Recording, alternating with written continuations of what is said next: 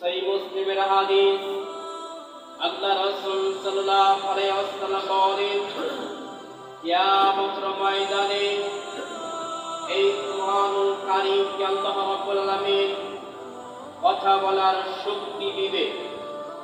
কিয়ামতের ময়দানে এই কুরআনুল কারীম মানুষের পক্ষে কথা বলবে, আবার এই কুরআনুল কারীম কিয়ামতের ময়দানে মানুষের বিপক্ষে সাক্ষী দিবে।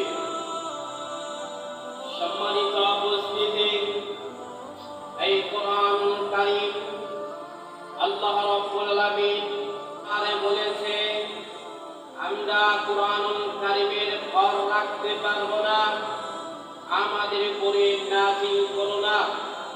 আমরা মানুষ, আমরা কুরআনুল কারীম গ্রহণ করেছি, আমরা কুরআনুল কারীম আল্লাহকে বলেছি আমাদের উপরে কুরআনুল কারীম নাযিল করুন।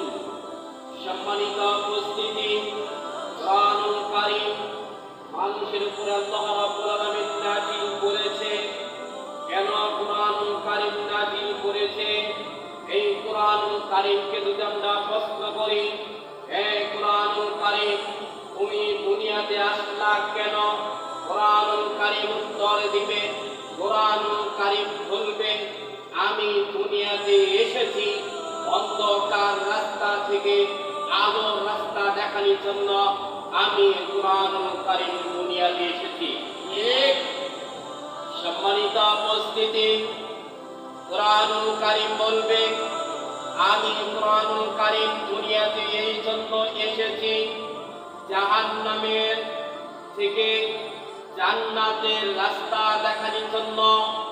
আল্লাহ রাব্বুল আলামিন আমাকে দুনিয়ার মধ্যে নাযিল করেছে, আমাকে দুনিয়ার মধ্যে পাঠাচ্ছে।